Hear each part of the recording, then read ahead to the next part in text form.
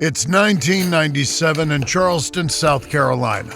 Gloria Brown's in the kitchen cooking dinner with her friend Robin Colombo.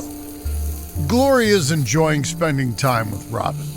The two have known each other for a few years, but Robin moved away from Florida a little while back, and Gloria's missed the company. So when Robin called to invite her to visit for the weekend, Gloria was all for it. It's been a strange trip, though.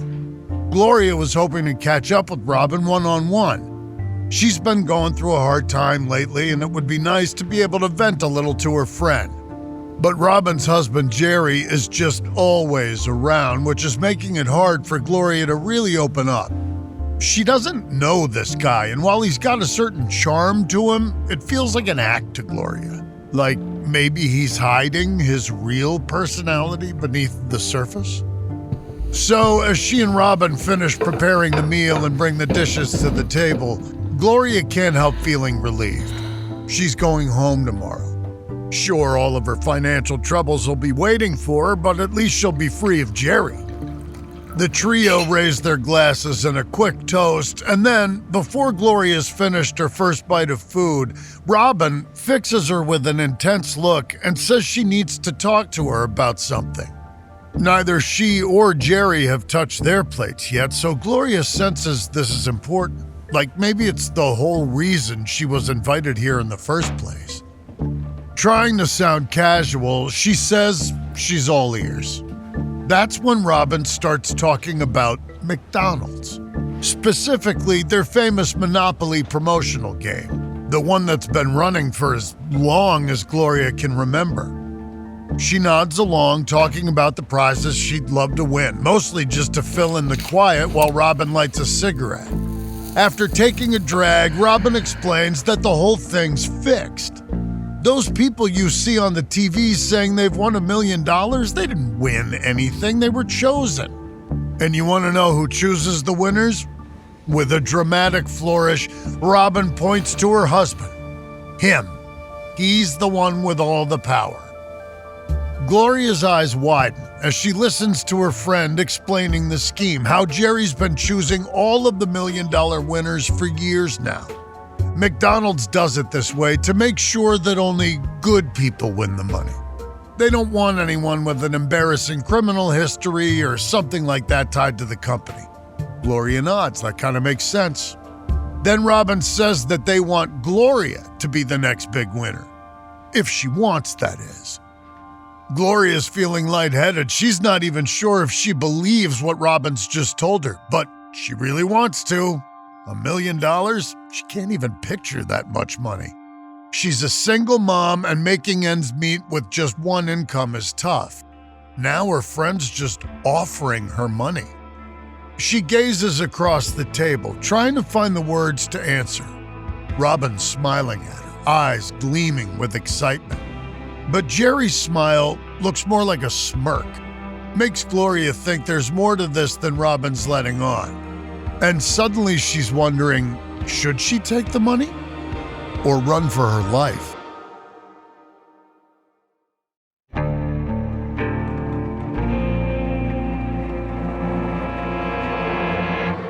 From Airship, I'm Jeremy Schwartz, and this is American Criminal.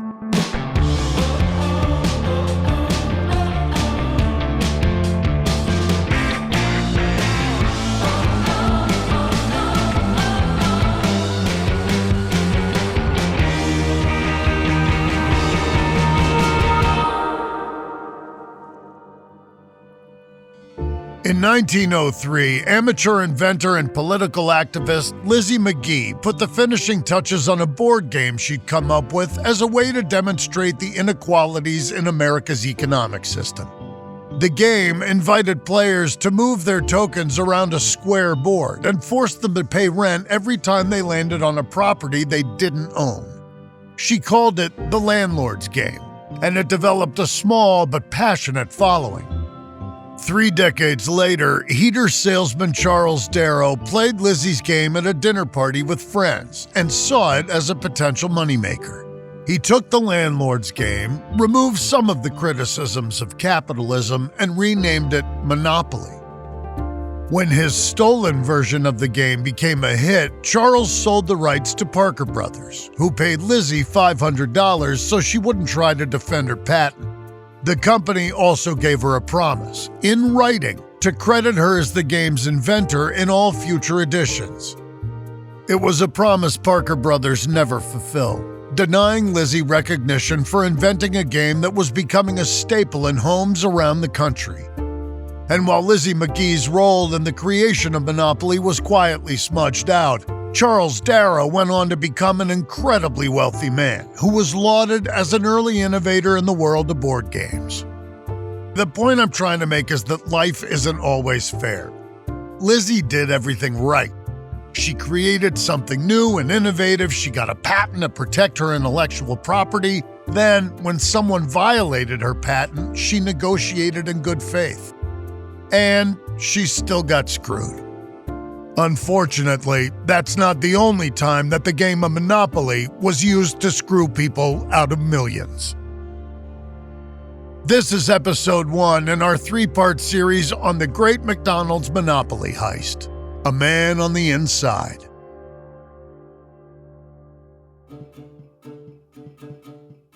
It's just about lunchtime on May 15th, 1940 in San Bernardino, California. Brothers Richard and Maurice McDonald stand in front of their brand new restaurant, a small octagonal hut called McDonald's Barbecue. The air's full of the smell of slow-cooking meats, and the brothers' employees are at their stations ready to go. This McDonald's joint isn't like most other restaurants. Aside from a few stools at the counter, there's nowhere for customers to sit and eat. Instead, people are expected to drive up and place their orders with car hops, young women in short skirts and majorette boots, and then eat right there in their cars. Strictly speaking, this is not a brand new idea, but it's not the norm here in San Bernardino, so Richard and Maurice are nervous about how locals will react. Still, they're hopeful it'll be a hit. They're determined to make their fortune in the restaurant game. Maybe they'll make tens of thousands of dollars, they think, even more if they're lucky. Of course, these guys got no idea just how big their little barbecue joint will get one day. Forget thousands. The McDonald's name will one day be worth billions. And in about 50 years from now, the actions of one man will threaten to bring all of it crashing to the ground. 8 years after Richard and Maurice McDonald first opened their drive-up restaurant, they shut it down. Not for good, though. By 1948, they were making $300,000 in sales each year, which would be around $4 million with inflation. That's not bad, right? Well, the brothers think they can do better. They've noticed that some of their items have been a lot more popular than others, so they want to streamline things. Less overhead, more customers, more money. When they reopen in December 1948, they go all in on their real moneymakers, hamburgers. They also replace their car hops with a cashier who takes orders at a counter. Plates, silverware, and dishwashing staff give way to paper wrappers and cups. And they replaced their old kitchen with a new, hyper-efficient layout, with staff working on an assembly line to churn out burgers as fast as possible. That way, customers can get their food just seconds after they walk up, then be on their way. It's a bold gamble to take a risk on a concept that discourages customers from lingering at the restaurant. But it's one that takes off, and before long, the McDonald brothers have turned their restaurant into a franchise, with a second location in California and a third in Arizona. Gradually, they expand their menu to offer French fries and milkshakes. That's what brings Ray Kroc out to California in 1954. He's a milkshake machine salesman, and he wants to know why one restaurant owns 8 of his products. When Ray pulls up to the McDonald's in San Bernardino, he sees people lining up to order trays full of burgers, fries, and plenty of milkshakes. The number of customers impresses Ray, sure, but more than that, he can't get over the pure efficiency of the place. How quickly they can churn out food for people. Like the McDonald brothers, Ray's keen to make a fortune for himself, and he's pretty sure he's just found his golden goose. He sets up a meeting with Richard and Maurice and convinces them to let him have the franchise rights. From there, he institutes a model of hyper-efficiency in every new store the company opens. Not only will customers be able to buy their food and leave with it just moments later, they're guaranteed to have the same experience in whichever restaurant they visit. It's comfort when you're away from home. It's an easy meal when you're short on time. It's a shining example of American capitalism. By 1960, McDonald's restaurants around the country are grossing $56 million annually. And that's only the beginning. The company soon expands beyond the U.S., with stores opening in Europe, Asia, and as far away as New Zealand. But towards the end of the 1970s, McDonald's is looking for ways to make their customers happier. In particular, they want the whole experience to become family-friendly. It's a big shift from 30 years ago when Richard and Maurice wanted to get people in and out as fast as possible. That kind of efficiency really lends itself to people looking for a quick bite on their own. But there's money to be made by enticing families to visit the restaurants too. In October 1977, the company rolls out a marketing scheme to do just that. They're called Happy Meals. And you probably don't need me to tell you what they look like, right? Food, drink, small toy, bright box. It's not the first time toys are used to directly market to kids, but it sure is a masterclass in doing it right.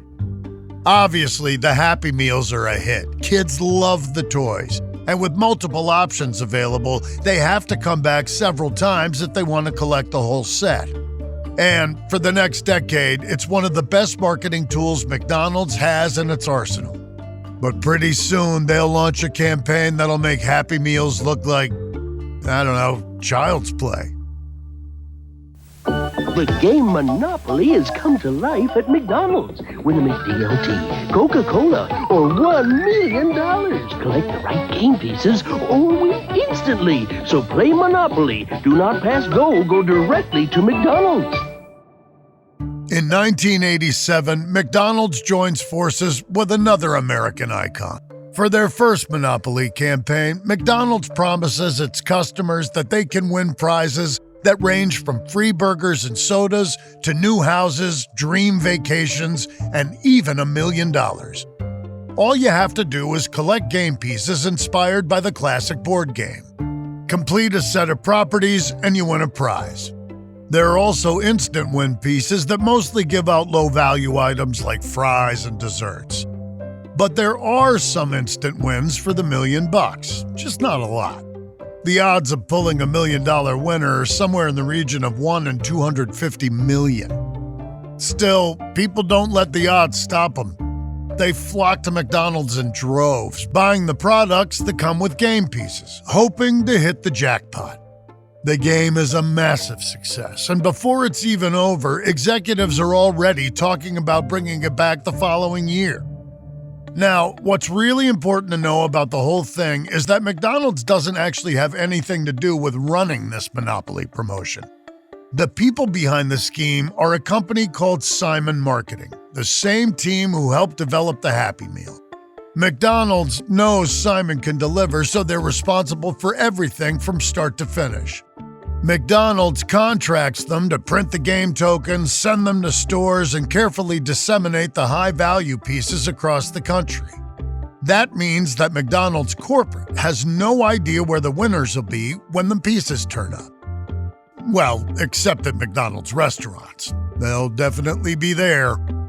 In 1988, the campaign returns, and McDonald's sees a huge jump in sales during the months that it runs. Sure, they have to pay out millions in prizes, but the increased profits more than cover the expense. If customers want more tokens, they can buy more products. It's almost like gambling, but for legal reasons, it's not technically gambling. The game creates a feeling of excitement around the McDonald's brand. Almost 50 years after the first barbecue stand opened in San Bernardino, it's more crucial than ever that the company continue finding new ways to reinvent itself, to stay on the cutting edge of the fast food industry. This does that for them. Every year. Sometimes multiple times a year. It's not always Monopoly themed, but the basic concept stays the same. Buy products, get game pieces, collect the set to win. And with every new version of the promotion, they run ads featuring people who won prizes the last time. Cars, vacations, jet skis, cold hard cash. Everyday people are really winning these things. All they had to do was go directly to McDonald's. On the surface, it seems like there's no downside to this. People can go get a burger, some fries, maybe have a fun meal out with their family, maybe win a camcorder or a new TV. And in the back of their mind, there's that exciting thought that they might just be one of the lucky ones to find that $1 million game piece. For the first couple of years, the game runs exactly as planned. Everyone's got the same 1 in 250 million chance of becoming an instant millionaire. But in 1989, one man will find a way to corrupt this incredibly popular game. He'll take it upon himself to see that no one in America will genuinely win those $1 million prizes ever again.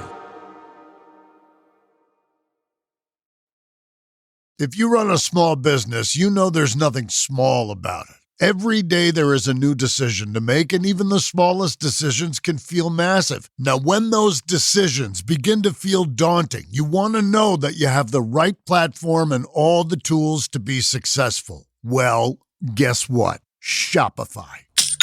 Shopify's point-of-sale system is a unified command center for your retail business. It brings together in-store and online operations across up to 1,000 locations. Imagine being able to guarantee that shopping is always convenient. Endless aisle, ship to customer, buy online, pick up in store, all made simpler so customers can shop how they want and staff have the tools to close the sale every time. And let's face it, acquiring new customers is expensive. With Shopify POS, you can keep shoppers coming back with personalized experiences and first-party data that gives marketing teams a competitive edge. In fact, it's been proven. Based on a report from EY, businesses on Shopify POS see real results, like 22% better total cost of ownership and benefits equivalent to an 8.9% uplift in sales on average relative to the market set surveyed.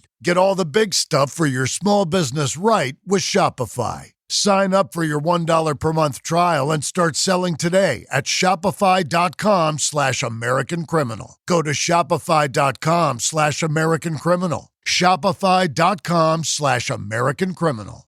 You know, you don't have to let big wireless and your overpriced phone bill suck the joy out of the holidays this year, because right now, all of Mint Mobile's unlimited plans are 50% off. You can get 3, 6, or 12 months of unlimited premium wireless for $15 a month. It's their best deal of the year, and it makes it really easy for you to give your expensive wireless bill the Scrooge treatment. All Mint plans come with high-speed data and unlimited talk and text on the nation's largest 5G network. You can even bring your current phone and number over to Mint. No contracts, no nonsense. This is the service that I would use. Their coverage is great, their service is great, and you can even bring in your old phone and they will resurrect it and bring it back to life. Turn your expensive wireless present into a huge wireless savings future by switching to Mint. Shop Mint Unlimited plans at mintmobile.com/AmericanCriminal. That's mintmobile.com/AmericanCriminal. Limited time offer. Upfront payment of $45 for 3 months, $90 for 6 months, or $180 for 12 months plan required. $15 a month equivalent. Taxes and fees extra. Initial plan term only. Over 35 gig may slow when the network is busy. Capable device required. Availability, speed, and coverage varies. See mintmobile.com.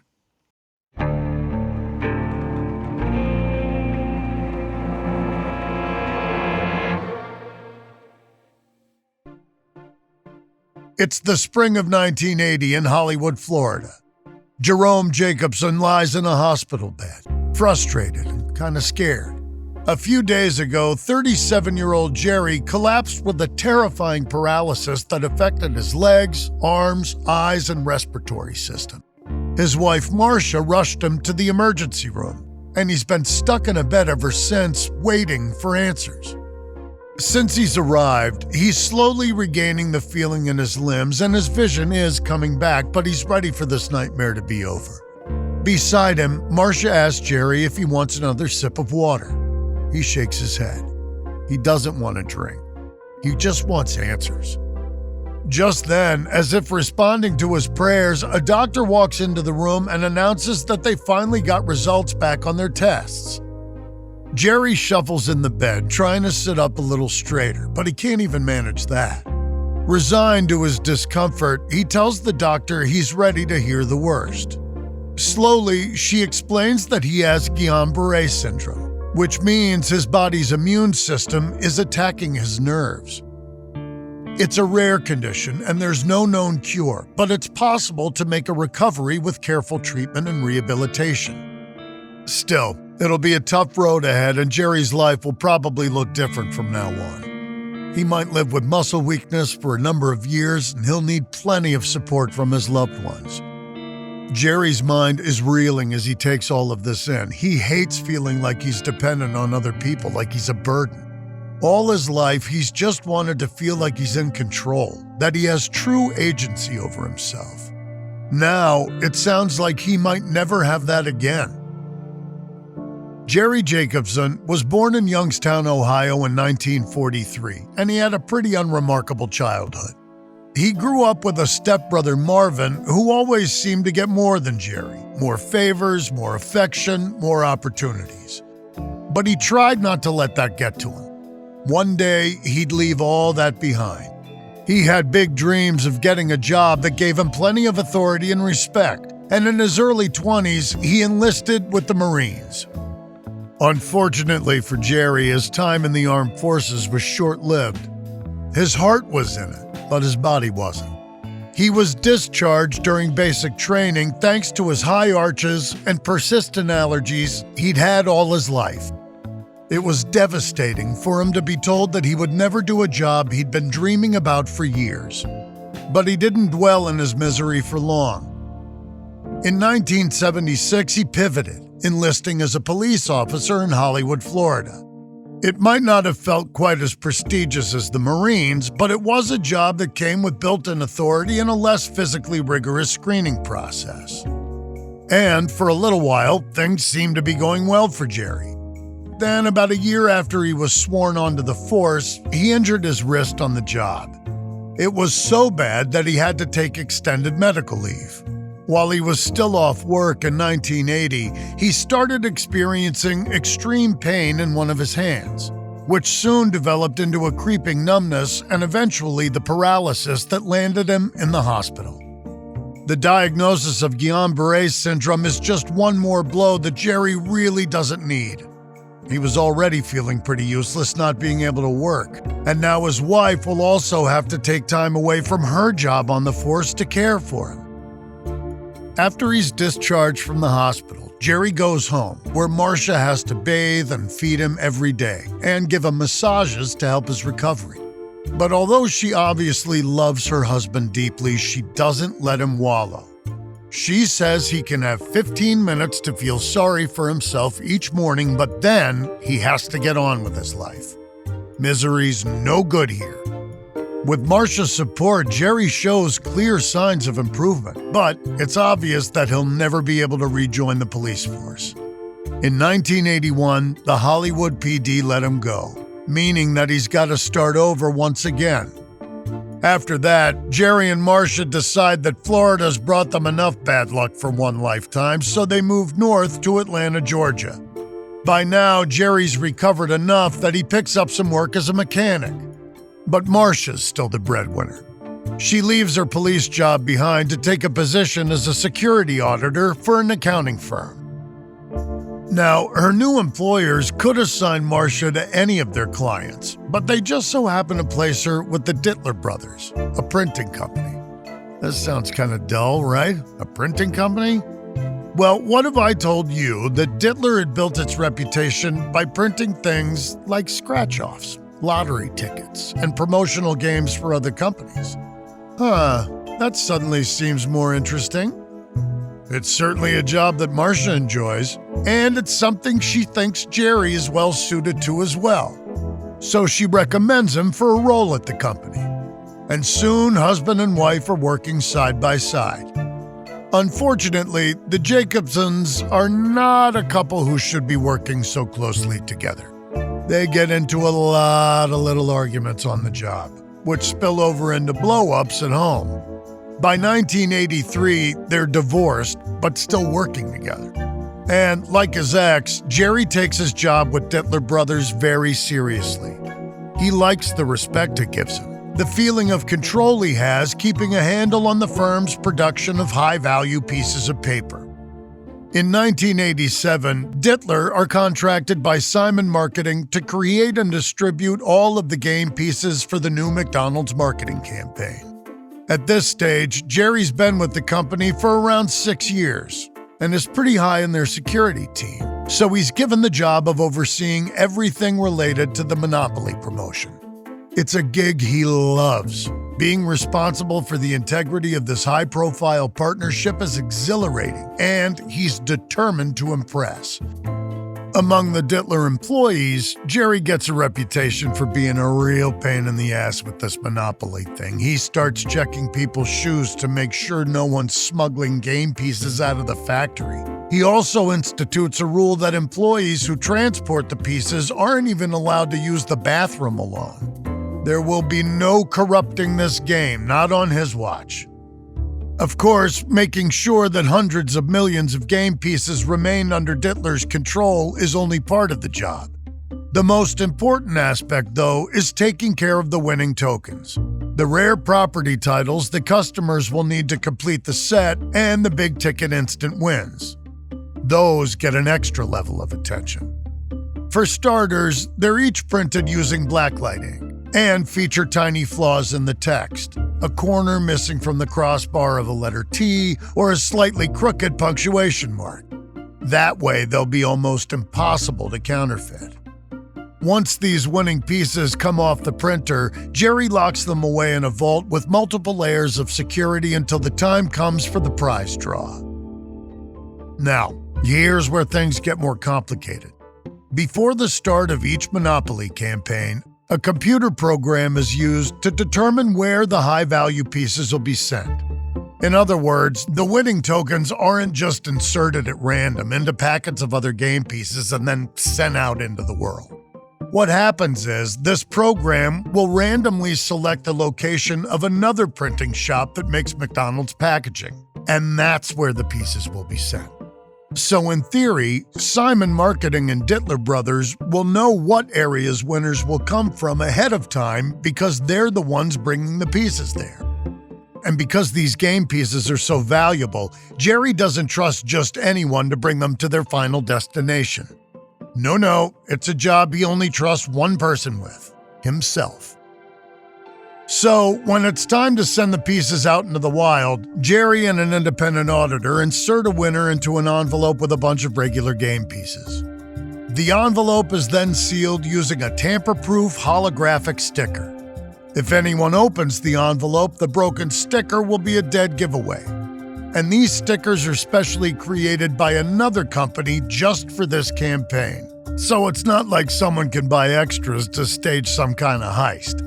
Anyway, Jerry and this auditor lock the envelope into a briefcase with a combination opening. He chooses the code for one side, she chooses the code for the other. There's no way for one of them to get into it without the other being there. Then they board a plane together. Jerry's got the briefcase handcuffed to his wrist. Then they fly to the airport closest to the chosen factory. Once they get there, Jerry and the auditor open the briefcase in front of all the employees. Then, Jerry makes a big show of opening the envelope and carefully inserting the pieces into the packs that will be sent to the nearby distribution points. The dozen or so extra pieces are there to make sure that no one can track which box contains a winner.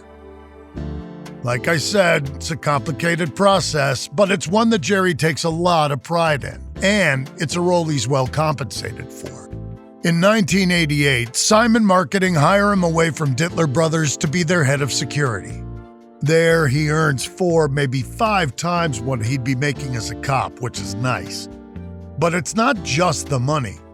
He likes getting to travel regularly and quickly becomes obsessed with getting gold status with his airline miles. On board the plane, he has a habit of flashing his old police badge around when people ask him about the briefcase chained to his arm. It all feels like he's won at last. After a lifetime of setback after setback, Jerry's finally found where he's supposed to be. He's got money, job satisfaction, and the kind of authority he's been searching for years. Under his watchful eye, the first couple of Monopoly campaigns go off without a hitch.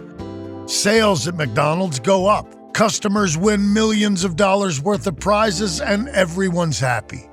The employees at Simon Marketing and Dittler Brothers pat themselves on the back for a job well done. And at the center of it all is Jerry Jacobson. But despite his outward commitment to rules and integrity, Jerry's far from perfect. And soon enough, the temptation to cheat the system will prove too great to resist. Rain-X wipers are the #1 wiper blades in America. That means all kinds of drivers choose Rain-X.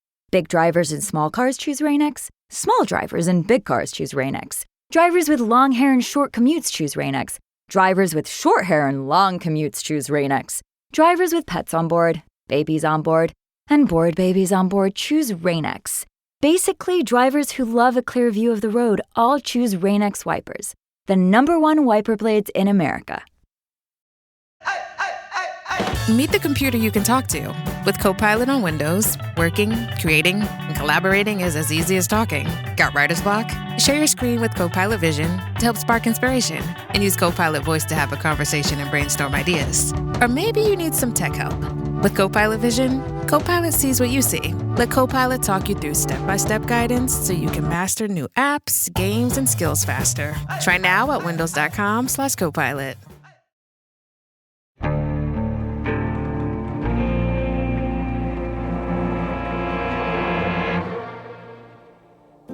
It's the summer of 1989, and 46-year-old Jerry Jacobson is just arriving at a family barbecue.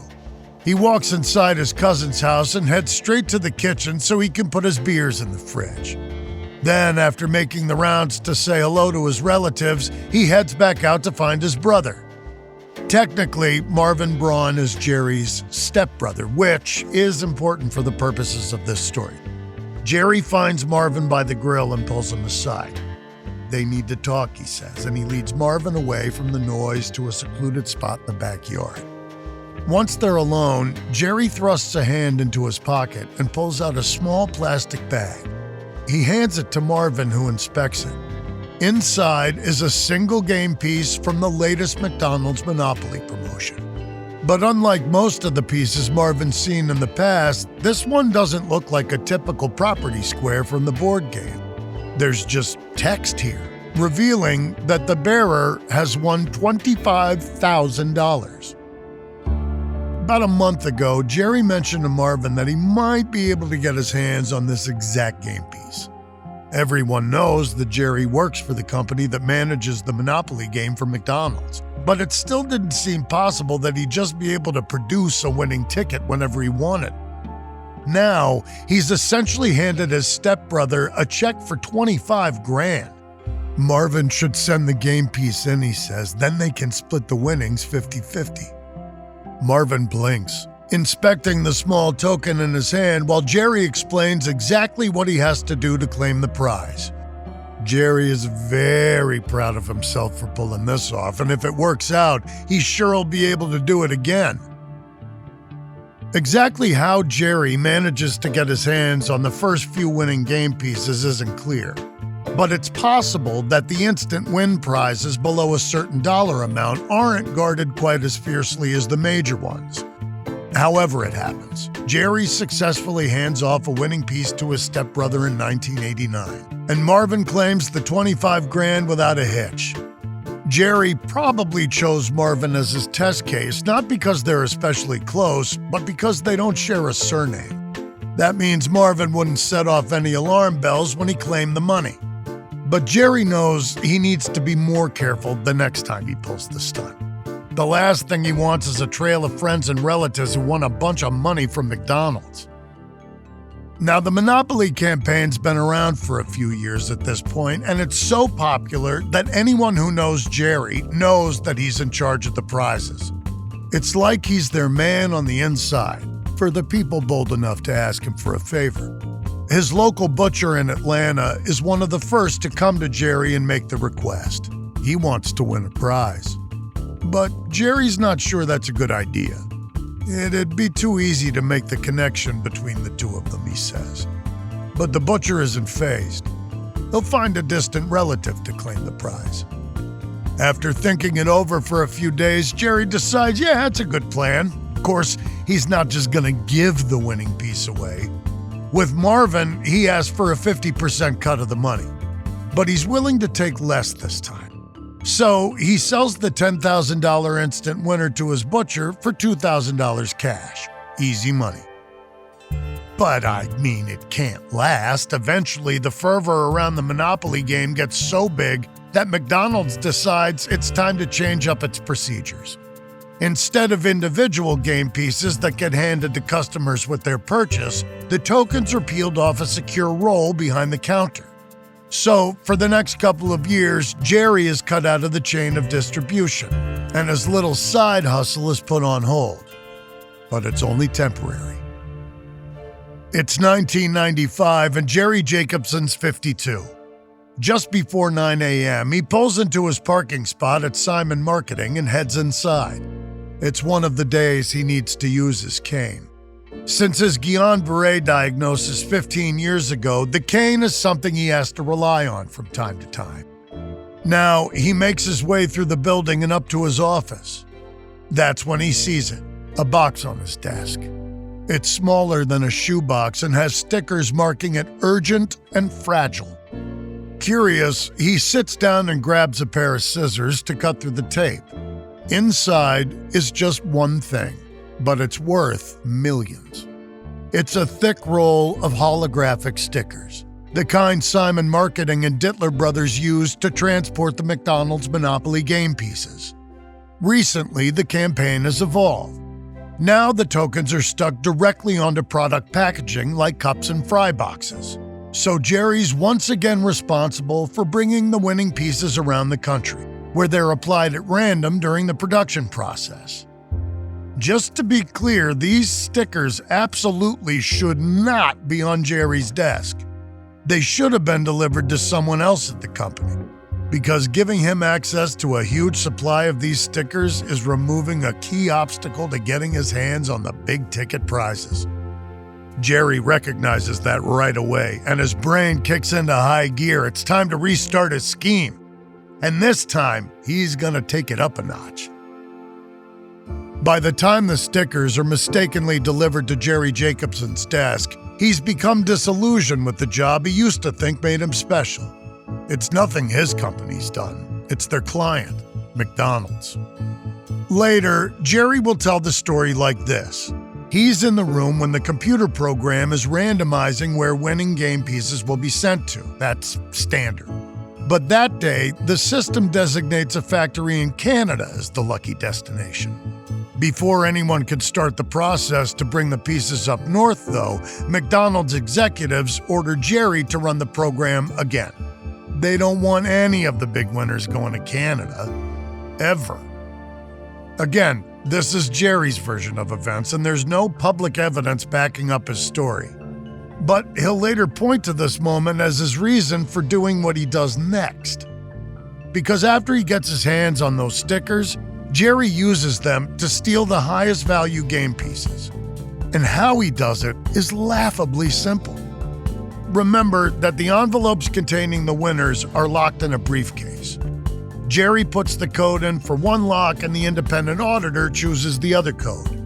They're each supposed to look away while the other sets their code, but Jerry just makes a show of looking away. He quickly peeks while the auditor spins the dials. Now, he's got both codes to open the briefcase. Still, once the envelope is inside the case, it's handcuffed to Jerry's wrist and the two of them go straight to the airport. The auditor's by his side the entire time. That's her job, to keep him honest. But Jerry finds an easy workaround. Once they get off the plane at their destination, he says he's got to use the bathroom. Then he just walks into the men's room alone. While the auditor waits patiently outside, Jerry locks himself in a stall, opens the briefcase, and removes the envelope. He peels the sticker up, tips the couple dozen pieces into his pocket, and replaces them with a bunch of worthless pieces he swiped from the factory.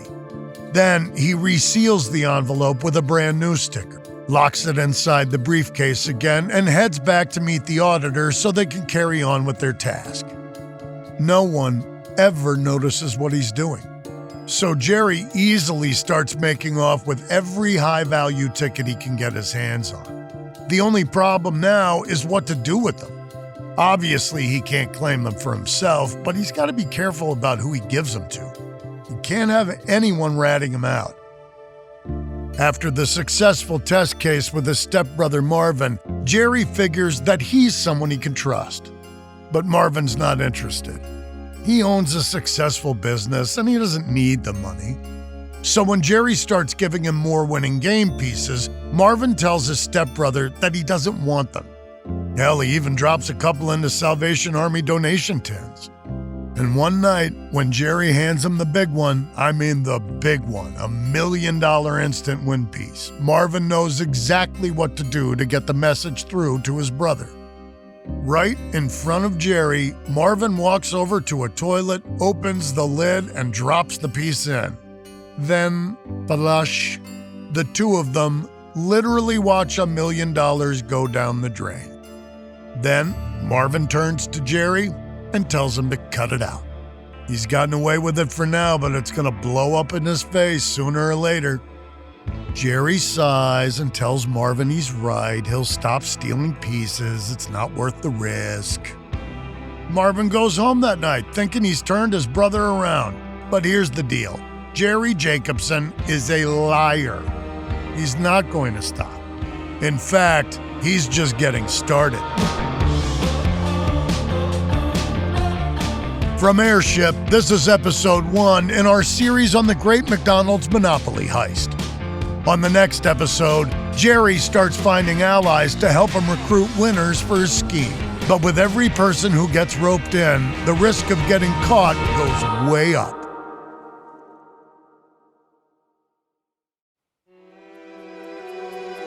We use many different sources while preparing this episode. A few we can recommend are the Daily Beast article, How an Ex-Cop Rigged McDonald's Monopoly Game and Stole Millions by Jeff Maish, the HBO documentary series McMillions, and the book of the same name by James Lee Hernandez and Brian Lazarde.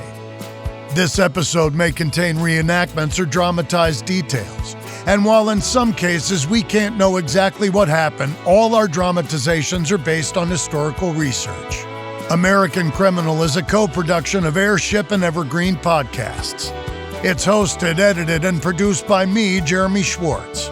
Audio editing and sound design by Sean Rule Hoffman. Music by Thrum. This episode is written and researched by Joel Callan.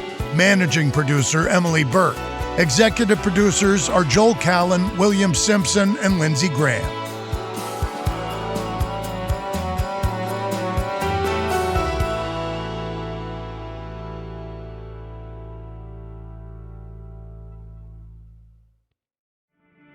It was the spring of 1988, northwestern Alabama. A preacher commits a sin, a deeply personal transgression. And from there, everything spirals out of control. The amount of damage this man did is incalculable. It's still damaging all of us. It still hurts us to think about it. From Revisionist History, this is The Alabama Murders. Listen to Revisionist History, The Alabama Murders, anywhere you get podcasts.